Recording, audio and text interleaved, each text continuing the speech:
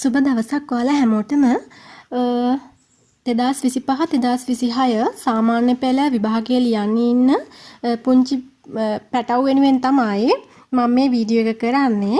ඉතින් ඔයාලගේ භූගෝල විද්‍යාව ප්‍රශ්න පත්‍රයේ ගැන තමයි අද මම මේ අනුමාන ටිකක් ඔයාලා ගාවට අරගෙන ආවේ.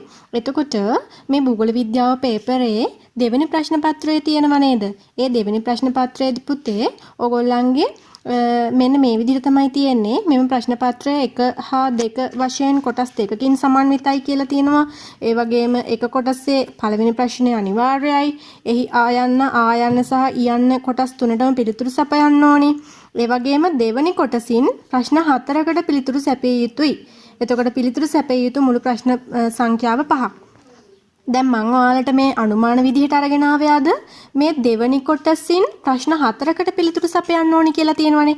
අන්නේ ප්‍රශ්න 4ට අදාළව තමයි මම ඔයාලට මේ අනුමාන දෙන්න හදන්නේ. ඉතින් ඔයගොල්ලෝ මේ මගේ channel එකට අලුතෙන් ආව කෙනෙක් නම් අනිවාර්යයෙන්ම මාව subscribe කරලා තියාගන්න. ඊතුරු විෂයන් වලත් අනුමාන මම ඔයගොල්ලෝ ගාවට අනිවාර්යයෙන්ම exam එකට කලින් අරගෙන එනවා. හැකිතරම් ඉක්මනින් අරගෙන එනවා. ඒක නිසා අනිවාර්යයෙන්ම මාව subscribe කරලා තියාගන්න කියන මතක් කිරීම මම කරනවා.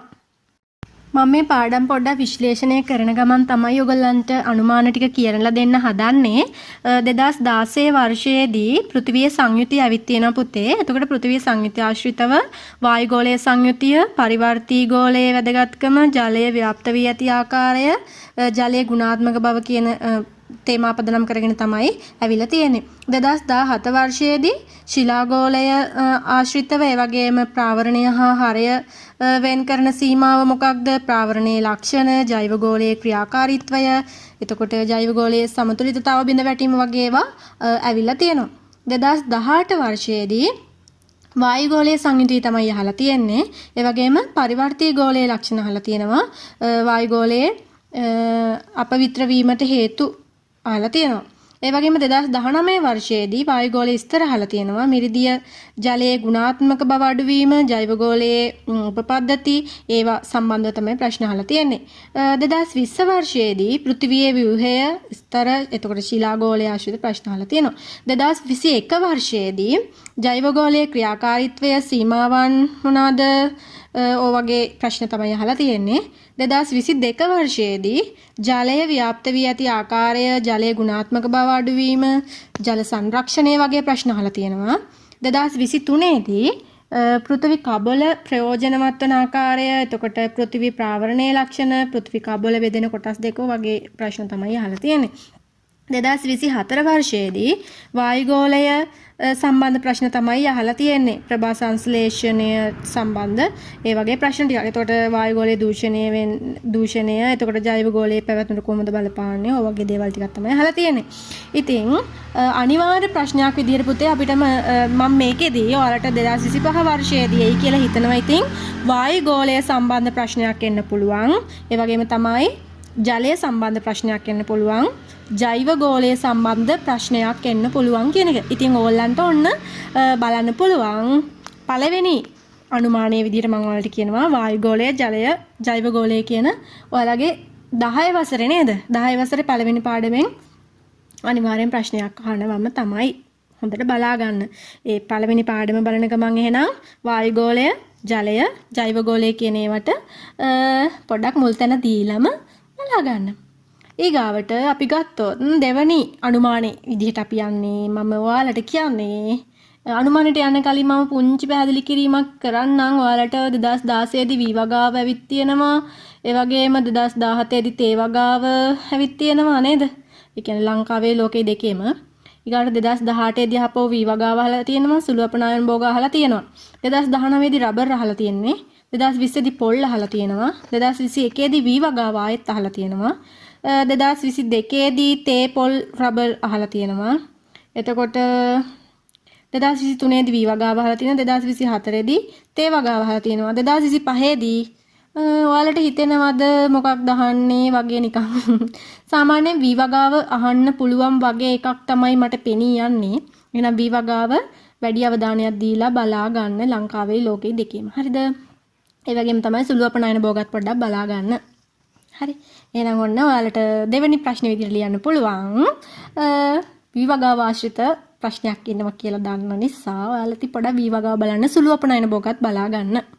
එහෙනම් බලාගෙන ගියොත් ඔයාලට මේ ප්‍රශ්නේ අනිවාර්යෙන් ලියා ගන්න පුළුවන්. ඊගාවට අපි යමු ඊගාව අනුමානෙට. ඊගාව අනුමානට යන්න කලින් 2016 වර්ෂයේදී පුතේ විද්‍යුත් කර්මාන්ත අනිවාර්යෙන් අහලා තියෙනවා. 2017 දී මිනිරන් නිෂ්පාදන අහලා තියෙනවා. 2018 දී නිෂ්පාදන කර්මාන්තය හා අසම්බන්ධ ප්‍රශ්න අහලා තියෙන්නේ. ඒ වගේම 2019 දී අහලා තියෙනවා නිෂ්පාදන කර්මාන්තයනේ. ඊගාවට 2020 දී ස්වභාවික සම්පත් 2021 දී මෝටර රථ අහලා තියෙනවා. සංචාරක කර්මාන්තය අහලා තියෙනවා. 2022 දී කෘෂිකර්ම khනිජ සේවා කර්මාන්ත ආශ්‍රිත 2023 දී යකඩ වාහනේ සංචාරක කර්මාන්ත ආශ්‍රිතව 2024 දී විද්‍යුත් කර්මාන්තය. ඉතින් ඔයාලටත් පොඩ්ඩක් ගෙස් කරගන්න පුළුවන් ඇති 2025 වර්ෂයේදී අනිවාර්යයෙන්ම නිෂ්පාදන කර්මාන්ත ආශ්‍රිතව එන්න පුළුවන් වගේ එකක් නේද? නිෂ්පාදන කර්මාන්ත අහලා තියෙන 2018 වර්ෂයේදීනේ. ළඟදී ඒක පොඩ්ඩක් අහලා නැහැ වගේ පේනවා. ඒක නිසා මට හිතෙනවා නිෂ්පාදන කර්මාන්ත එයිවත්ද කියලා. හරි එහෙනම් නිෂ්පාදන කර්මාන්තත් බලා ගන්න. අර කියපු කර්මාන්ත ටිකත් පොඩ්ඩක් ඉතින් බලා ගන්න. වැඩියෙන් බලා ගන්න නිෂ්පාදන කර්මාන්ත. හරි. ඊගාවට යමු අපි 4 වෙනි අනුමානය. 2016 දී ලෝක ජනසංඛ්‍යා ව්‍යාප්තිය අහලා තියෙනවා පුතේ. ලංකාවෙත් අහලා තියෙනවා. හරි ජනසංඛ්‍යා ව්‍යාප්තිය ලංකාවේ ලෝකයේ දෙකේම. 2017 දී ලෝක ජනසංඛ්‍යාවයි ලංකාවේ ජනසංඛ්‍යාවයි අහලා තියෙනවා. 2018 දී ලෝක ජනසංඛ්‍යාවයි ලංකාවේ ජනසංඛ්‍යාවයි අහලා තියෙනවා. දැන් ওই විදිහට ගිහිල්ලා පුතේ 2025 වර්ෂයේදී අනිවාර්යයෙන්ම මම හිතනවා ජනසංඛ්‍යාව ආශ්‍රිත ප්‍රශ්නයක් එයි කියලා ලෝකයේ ලංකාවේ දෙකේම.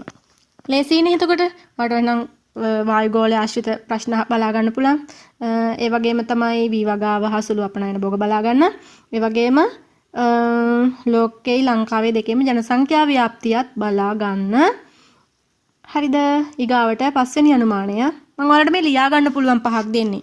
එතකොට ඔයාලට ඔක්කොම නේද? පාඩම් කරන්න ඕනෙත් නැහැ. මේ ප්‍රශ්න ටිකෙන් මේක තෝරගෙන ලියන්න පුළුවන්. ලියන්නම එනවා ඉතින්.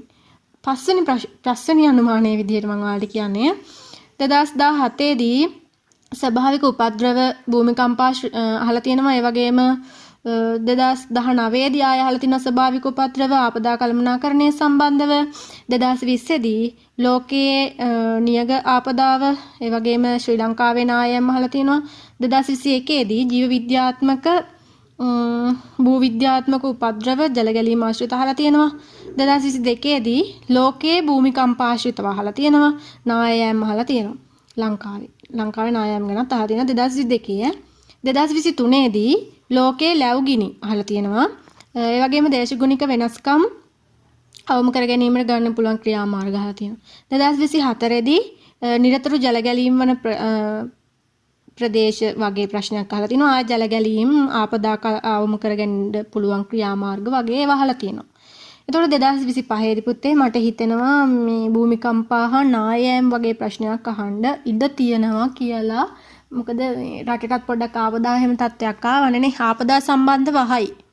ඒ නිසා ඒ පාඩම පොඩ්ඩක් බලා ගන්න.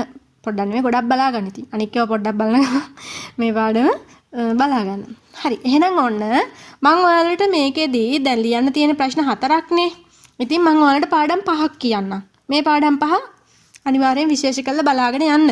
එතකොට ඔයාලට ලොකු ගැටලුවක් වෙන එකක් නැහැ. ඔන්න පළවෙනි එක තමයි වායුගෝලය, ජලය, ජෛවගෝලය. ওই ටික පොඩ්ඩක් ફોකස් කරලා බලා ගන්න. ඒ වගේම දෙවෙනි එක විදිහට ලෝක ජනසංඛ්‍යාවයි ලංකාවේ ජනසංඛ්‍යාවයි අනිවාර්යයෙන්ම බලා ගන්න. තුන්වෙනි එක විදිහට නිෂ්පාදන කර්මාන්තයේ බලා ගන්න. හතරවෙනි එක විදිහට විවගාව සුළු අපනයන භෝග බලා ගන්න.